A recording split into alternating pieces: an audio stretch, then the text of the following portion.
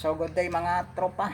Ayan, so may item tayo dito. Ayan, so isang MMB double key. Ayan. Gawa ng MMB. Ayan sa mga tropa. Ayan, so sabi ng may-ari, ayan, so hindi nagkakarga ng hangin. Ayan, so yung kinargahan natin kanina is lumabas lahat dito sa may dulo ng thread. Ayan. So yun yung problema mga tropa.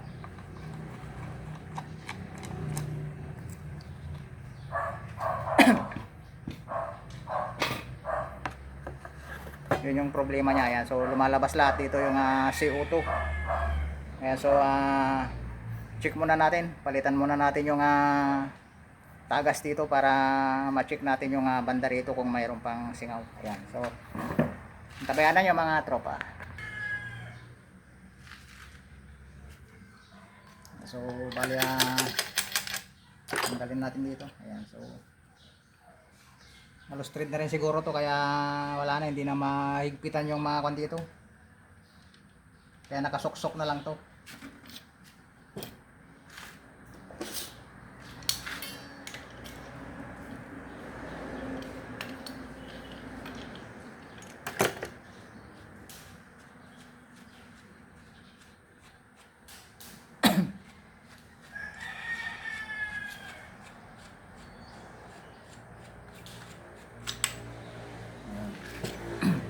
So bali ito yung possible defect nya, yung o-ring dito.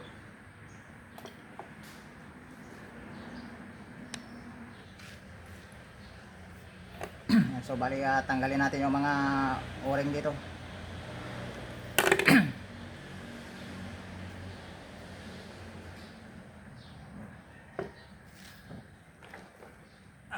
Hanap tayo ng gas-ice.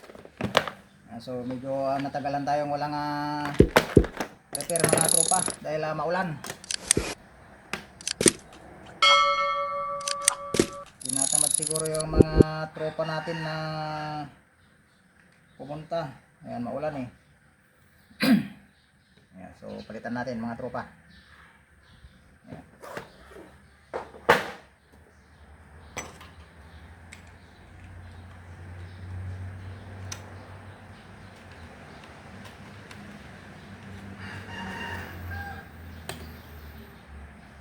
Yung ibang repair natin hindi natin na i-vlog nung nakaraan. Ayan, so dahil kwan yung mga yun, saglit lang repairin mga tropa,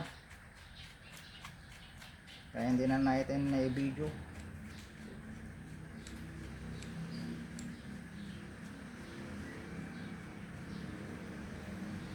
Saka yung ibang kasi pagka iniintay na, hindi ko na binina-vlogs mga tropa, para hindi na sila matagalang magantay. Ayan, so try natin na lagyan ng CO2 mga tropa kung kumakarga na siya.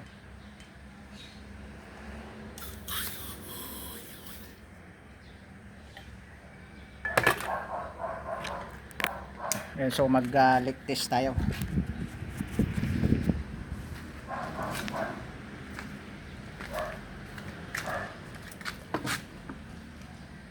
Ako, hindi na umabot yung tubig ko sa may ano niya, pero pag abot na lang, ayan o, so wala na tropa. Okay na, nalunod naman yung kanyang parte ng lalagyan ng o-ring. So okay na. So check natin yung valve. Ayan, gala ng dati. Ayan, so takpan natin yung dulo.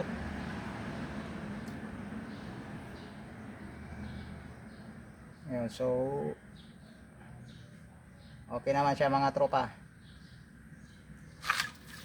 Hindi naman siya nabula.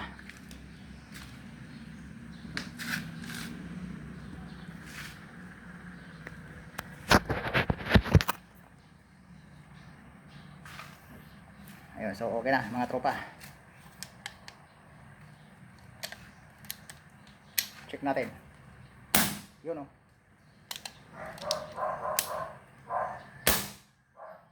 Okay na mga tropa. Nadali na yung kanyang depekto. So bali yung isang o-ring lang yung natamaan mga tropa.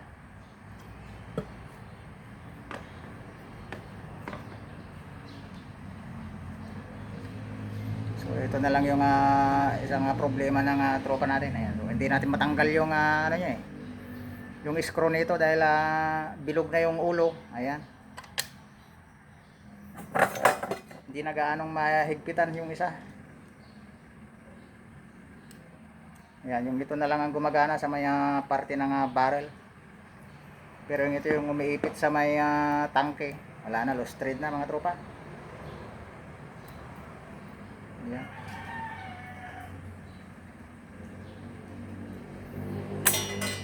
Hindi na siya mapihit.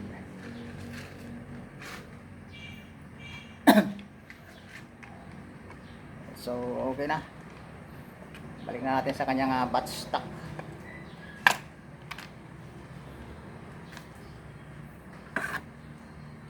Maulan mga tropa. Ayan, so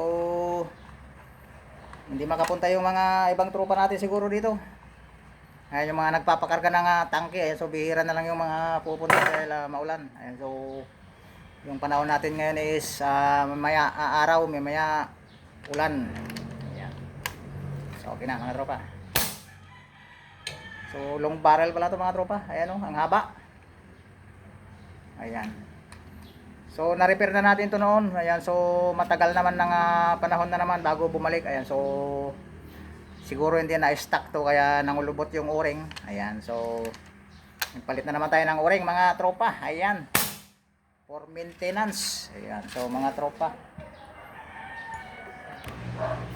Ayan, so bali napaka-ikli lang yung content natin mga tropa. Ayan, so basic lang yung pagpalit natin ng o-ring. Ayan, so yung dito lang ang medyo matagal na parte kung minsan sa may gitna. Ayan, sa mga tropa natin dyan, ayan, so shout out ulit natin, pasalamatan natin yung mga tropa natin na walang sawang umaantabay sa ating mga vlogs. Ayan, si katropang Armando Kiha, ayan, si Hunter X, kay Colin, kay Pasmado Hunter. Ayan, palagi yung kanilang field hunt. Ayan, kaya Pasmado Hunters. Ayan, kaya Boyet 39 Mix Vlog. Ayan, so ayos din yung kanyang kuan ngayon, pag-hunting. Ayan, so sa ibon naman, hindi na sa tilapia mga tropa. Ayan, buti pa dyan tropa, may masaganang paghuntingan sa inyong area. Ayan, kaya Boyet 39 Mix Vlog. Ayan, nice hunting tropa. Kaya Ricky Bonilla, kaya Leonardo Sanchez, kay Hermenio Sumandal, kaya DIY Ergan Hunter. Ayan, so shout out tropa. Kaya Drain Aguila, Ilocano Hunter TV, kaya Apollo Casco. Ayan, so nagtagay-tagay kagabi mga tropa. Ayan, kaya Sergio Monton, Junjun Sumawang, Junjun Lee. Ayan, kaya Willie Marabilla.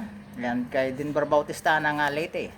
Ayan, si Juben Biernes, Christian J. Tagop. Ayan, si Benjamin Dugmukan, Dominador Calaor, kay Jomar Mesuela. Ayan, si Yapits TV. Ayan, si Rinalyn Sunday, si Tamiya Bronto, si Mungado Nobi, si Awingski ng Unsad Bilis, Pangasinan. So bali yun lang mga tropa. Ayan. So may nagtatanong pala sa atin na tropa natin na kung paano ipowerize yung arms core. Ayan, so bali magpalit ka lang tropa. Tignan mo yung iyong firing pin valve. Ayan, kung sakaling rubber man yung nakalagay doon, palitan mo ng acetal tropa. Ayan, palitan mo ng ganito, ng ganitong klaseng valve. Saka kung may alam kang pabilihan na dyan ng spring, ayan, yung spring dito sa may hammer. Ayan, saglit lang mga tropa. Ayun, sa may spring sa may hammer. Ayan, so ito yung spring ng arms core. Ayan, kung makakahanap ka pa ng mas mataba dito, ayan, mas okay. Ayan, para lumakas yung sipa. Ayan, saka yung iba mga tropa, saglit lang kukunin ko. Ayan, so yung iba naman mga tropa, ito yung valve housing ng arms core. Ayan, so bali ito yung pinakatakip. Ayan, so nandito yung valve, yung firing pin. Ayan, ito yung takip ng firing pin. Ayan, so pinapalaki nila yung butas dito. Ayan, yung tropa. Ayan, pinapalaki nila yung butas dyan, binabarinahan para malakas yung pundo ng hangin dito. Ayan.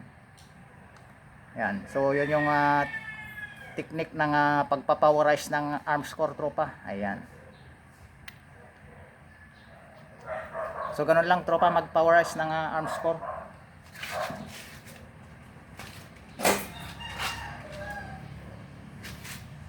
Kung may mabilihan ka ng spring dyan, ayan, palitan mo yung spring mo. Ayan. Para lumakas yung sipa. Lumakas yung bulwak ng CO2. Ay, so yun lang mga tropa. Saka palitan mo na rin yung firing pin valve mo. Ayun, so yun lang tropa. Sana ay nasagot ko yung iyong katanungan. So hanggang doon lang mga tropa. Shoutout sa inyong lahat and salamat. See you on my next videos mga tropa.